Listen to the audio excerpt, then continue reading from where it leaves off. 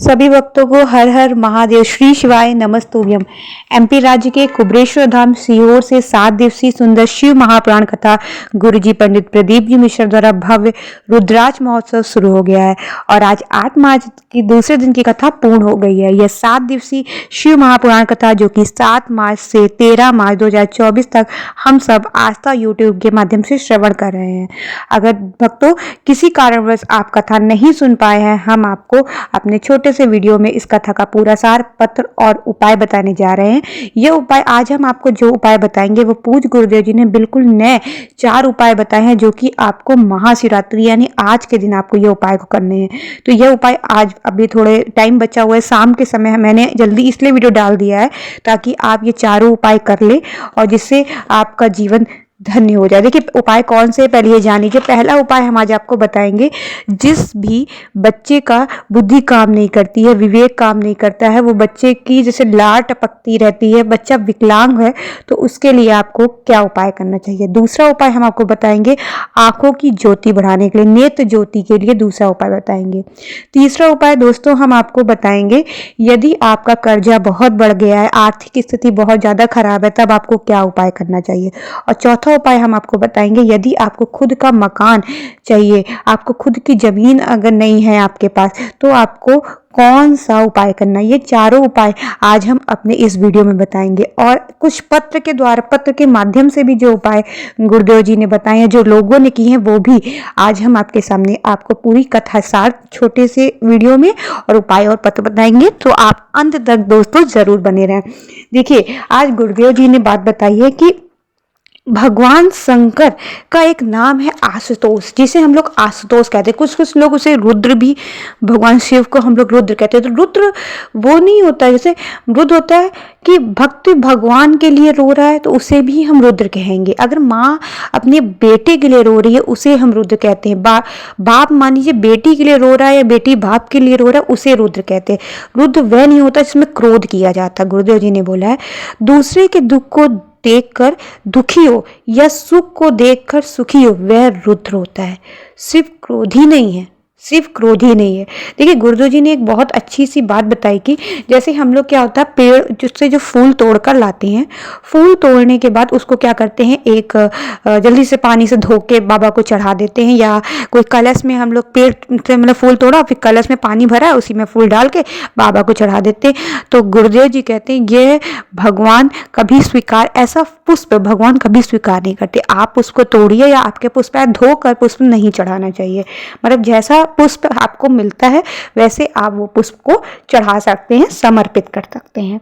देखिए आज एक पत्र लेकर आई थी, कीर्ति जी थी, एक पत्र लेकर आई थी। वो उनका एक पत्र था कि मतलब उन्होंने क्या किया, बाबा को 1 लोटा जल चढ़ाया, बेलपत्र चढ़ाया और गेहूं के दाने का उपाय किया और पशुपति व्रत किया। मतलब पशुपति व्रत उनका एक हो रहा था कि उससे उनको क्या हो गया, पुलिस विभाग में, दिल्ली पुलिस विभाग में उनकी क्या है नौकरी लगी। मतलब नौकरी के लिए एक पत्र आया था।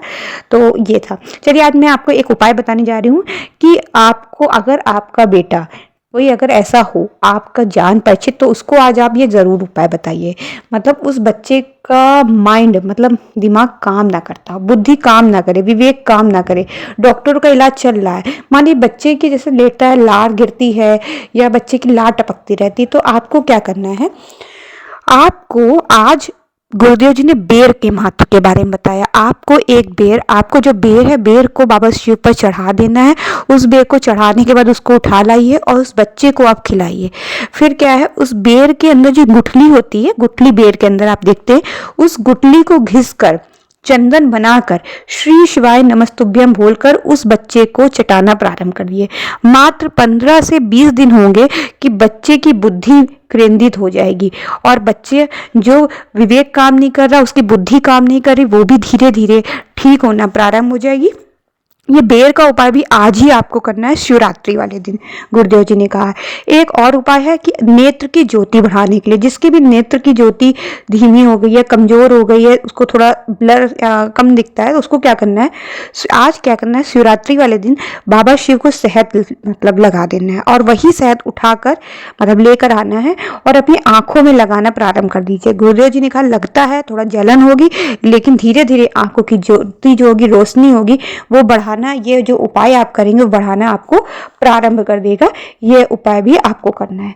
देखिए, आज एक सीता देवी थी, वो पत्र लेकर आई थी। उन्होंने बताया कि उनका मतलब बेटी थी, 17 साल का था, बेटा था, सॉरी 17 साल था, ना वो चल पाता था ना वो बोल पाता था। उसको देखकर मतलब वो दुखी हुआ करती थी, कोई काम नहीं, मतलब वो कुछ नहीं करता। वो क्या हुआ, वो आज जो आई हैं वो बता रही थी, वो आई थी सीहोर में, रुद्राक्ष प्राप्त किया, कंकड़ उठाया, उन्होंने रुद्राक्ष का जल उसको देना प्रारंभ किया। 3 महीने नहीं लगे गुरुदेव जी से उन्होंने कहा, मात्र 1.5 महीने में बच्चा मेरा चलने लगा है, श्री शिवाय नमस्तुभ्यम बोलने लगा है, और बाबा को 1 लोटा जल भी उसने चढ़ाना प्रारंभ कर दिया। एक महिला पत्र लेकर आई थी, उनके पति का नाम हनुमान घाटी था। तो वो पत्र लेकर आई थी, वो बता रही थी कि उनके पति को 2018 से मुंह में कैंसर हो गया था, पलट पलट के आ रहा था, और वो रुद्राक्ष भी आई, रुद्राक्ष का मतलब सीहोर आकर रुद्राक्ष लिया, रुद्राक्ष का जल भी पिलाना प्रारंभ किया। लेकिन जब पिलाने के बाद भी उनका मतलब जब उन्होंने रिपोर्ट कराई, बार बार वही आ रहा है। फिर उन्होंने कहा कि हमें विश्वास नहीं था कि सच में ऐसा होता है कि नहीं था। फिर उन्होंने जिस हॉस्पिटल में कराई थी, जिसमें रिपोर्ट में मतलब कैंसर आ रहा था, उन्होंने दूसरे हॉस्पिटल में कराई तो वहाँ रिपोर्ट नील आ गई।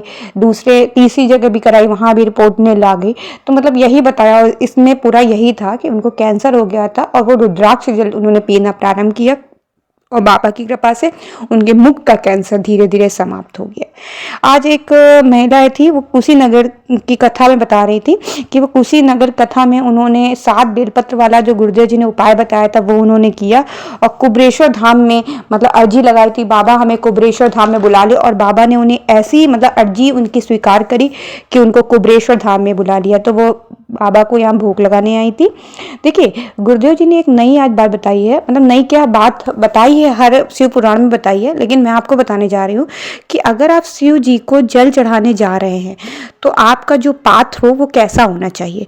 अगर आप शिव जी को जल चढ़ा रहे हैं, आजकल लोग नहीं, कलश में एक टोटी लगी होती है जिसे उसे रामझारा भी कहते हैं, उससे अगर आप शंकर भगवान को जल दे रहे हैं तो शंकर भगवान उसे कभी भी जल को मतलब ग्रहण नहीं करते, उसको जल नहीं चढ़ाना चाहिए उससे आपको। वो आप ठाकुर जी को उससे जल चढ़ा सकते हैं, राम जी को जल चढ़ा सकते हैं, पर शंकर भगवान को बस वही सिंपल सा आप लोटा लेके जाइए, बाबा को जल चढ़ाइए। लोटा आपका चाहे जो हो, तांबे का हो, पीतल का हो और चांदी का, वो फर्क नहीं पड़ता, लेकिन वो टोटी वाला रामझारा वाला लोटे से बाबा को जल नहीं समर्पित करना चाहिए। ये गुरुदेव जी ने बताया था। एक पत्र आई थी, वो बता रही थी उनकी 35 साल की बेटी थी, उसकी आंखों की रोशनी चली गई थी, पूरी तरह से आंखों की रोशनी चली गई थी, और उन्होंने यहाँ पे कावड़ का आकर कावड़ का जल चढ़ाया, और जिससे उनके मतलब उनकी बेटी की आंखों की रोशनी आ गई। एक आभा जी पत्र और लेकर आई थी, उन्होंने ये बताया था कि उनकी स्थिति मतलब बहुत दयनीय थी, बहुत आर्थिक स्थिति इतनी खराब थी कि वो बता नहीं सकती थी। वो पिछले साल रुद्राक्ष महोत्सव में आई थी, बाबा से अर्जी लगाई, और उन्होंने कहा कि 15 दिन के अंदर, बस वो रुद्राक्ष महोत्सव उनका पूरा हुआ, 15 दिन के अंदर उनके बेटे की सरकारी नौकरी नेवी में लग चुकी थी। तो ये कुछ पत्र गुरुदेव जी ने पढ़े जो मैंने आपको बता दिया, छोटे मोटे पत्ते। अब हम आपको उपाय बताने जा रहे हैं। यदि आपको खुद का मकान चाहिए, या अगर आपके पास खुद का मकान नहीं है, प्लॉट नहीं है, खुद की ज़मीन नहीं है, बहुत संघर्ष की आप जिंदगी जी रहे हैं, तो आप क्या करिए, आज वैसे भी शुक्रवार का प्रदोष भी है और शिवरात्रि दोनों है, तो आप गेहूं के बाली, अगर आपको 12 गेहूं की बाली मिल जाती है तो ठीक है, नहीं मिलती तो कोई नहीं, आप गेहूं के 12 दाने आप लेकर मंदिर जाएंगे, जिसमें से एक दाना आज आप अशोक सुंदरी वाली जगह पर अपनी कामना कह के, आपका मकान नहीं है, बाबा मेरा मकान बना दो, खुद का प्लॉट नहीं है, आपका ज़मीन नहीं, जो आपको बोलना है बाबा से बोलकर अशोक सुंदरी वाली जगह पर एक आपने गेहूं का दाना समर्पित कर देना है।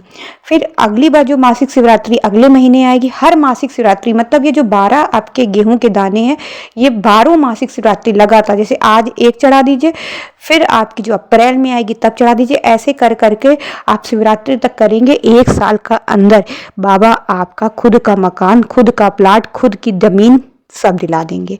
तो आपको ये उपाय आज ही करना है, तो आज आप शाम को ये उपाय कर सकते हैं। देखिए, अगर आपका कर्जा बहुत बढ़ गया है, मतलब आपकी स्थिति बहुत दयनीय है, बहुत ज़्यादा कर्जा बढ़ गया है और बहुत तकलीफ में आप जी रहे हैं, तो गुरुदेव जी ने कहा है ये आपको 5 शिवरात्रि करनी है। आज आप पहली शिवरात्रि जरूर कर लें।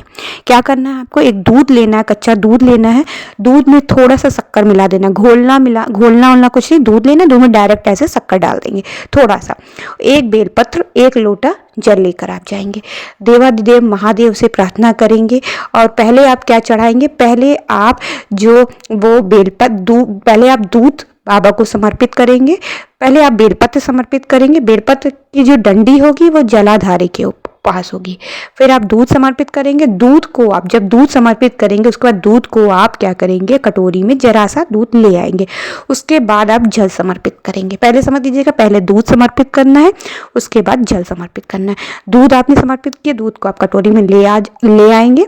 अगर आप अलग कटोरी में दूध लाएंगे, अलग कटोरी में जल लाएंगे, जल तो लाया ही जाता है, जल ले आएंगे, घर में छिड़काव करेंगे। दूध का क्या करना है, जो आप दूध लेकर आए हैं उसे जरा सी बिंदी, इतना दूध लाना है कि वो बिंदी लग जाए आपके घर में दरवाजे पे। आपको या तो अपने दरवाजे पर उसके दूध की बिंदी लगानी है, या फिर घर की अलमारी में लगानी है, या तो दुकान व्यापार वाली जगह पे आपको वो बिंदी लगानी है, श्री शिवाय नमस्तुभ्यम बोलकर। गुरुदेव जी ने कहा है आप बस रुकिए और देखिए, भोले बाबा आपका कर्जा धीरे धीरे चुकाना प्रारंभ कर देंगे, आपके घर में लक्ष्मी का आगमन होने लगेगा। तो यह उपाय भी आप जरूर करें। और अगर आपको इन उपायों में कुछ समझ में नहीं आ रहा है तो आप कमेंट करके पूछ सकते हैं। श्री शिवाय नमस्तुभ्यम। हर हर महादेव दोस्तों।